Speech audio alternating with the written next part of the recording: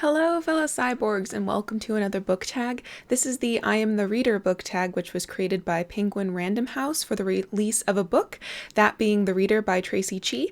I, however, was tagged by Alina from Marlin Alina. Question number 1. Choose one word that describes being a reader. Perseverance.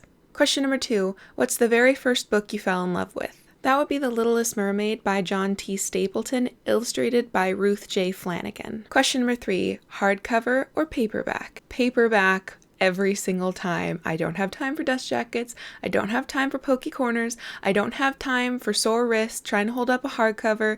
Paperback, paperback, paperback. Question number 4, how has reading shaped your identity? Reading for me validates introversion and being alone because by nature reading is something that more often than not you do singularly, and reading has also helped ease social situations because I find that I can talk about reading and books very easily and simply in social conversations and otherwise, which is why I have a booktube channel other than another YouTube channel. And knowing that if I can somehow get the conversation to books or reading, that I'll have a much easier time of small talk or deep talk. It's a nice thing to know I have in my arsenal of pretending to be a functioning social human. Question number 5. What book do you read when you need to be comforted? When I need to be severely comforted, I am so spinning around anxiety in my head that I can't read. I can't keep the story straight. So when I want to be most comforted, I will rewatch an old favorite movie or catch up on some booktube videos and have a cup of tea and light a candle and probably snuggle with Nicodemus. This is Nicodemus.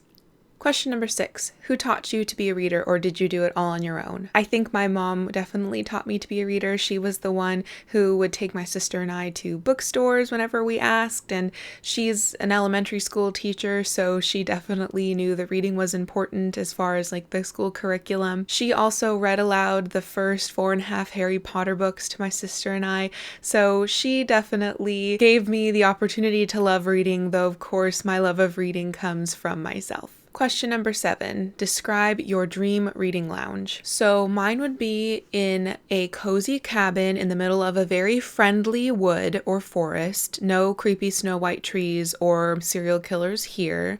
There would be like rustic but really comfortable furniture surrounding a roaring fire, even though the rest of the room might be a little chill, which means I'll be wearing socks and a blanket, and hopefully there will be a cat somewhere, maybe on my person, to keep me comfortably warm. I would have an armchair with a footrest so that my back and knees wouldn't get fatigued at all, wouldn't be grumpy. It would be snowing or raining outside to just like hit home the fact that being indoors and reading is the perfect thing to do right now, the only sensible thing to do right now. And hopefully there would be a nice white noise sound of some sort, because I find total and complete silence to be very deafening and actually to be kind of claustrophobic.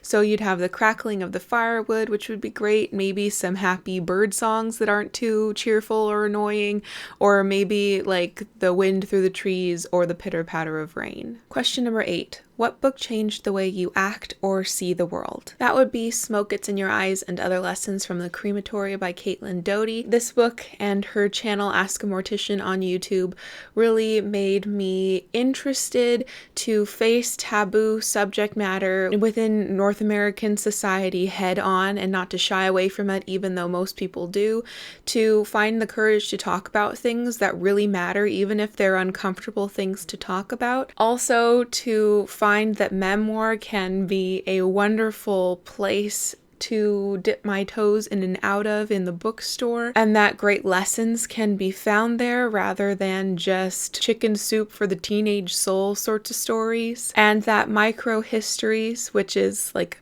a nonfiction book that talks about one very specific thing, can be a way for me to engage with science and history and nonfiction in a fulfilling and very entertaining way. Those are all of the questions. I would like to tag Melissa from That 70s Reader, who recently rebranded her channel and I love the name, Meryl from A Blackbird's Books, Winks and Ink, and Kate Howe. I would love to see blah blah blah you guys do this tag. Thank you for watching. In the comments down below, tell me how you are a reader, why you're a reader. No, that's really lame. Try something better. Tell me why you would want to be a unicorn rather than any other magical creature. No, tell me what magical creature you would want to be. Yes, mermaids count, even though they're sentient and they're not really creatures. They would be people if they existed. But in any case, what magical creature would you? What is your soul magical creature? What is your magical creature patronus? I just want to hear about magical creatures. Thank you for watching, and until next time, continue to be lovely. You're a sentient mermaid. Thank you to my patrons who support me by using Patreon, and especially to KF, a new patron. Hi there! May you have a wondrous day full of the simple things that just make you happy.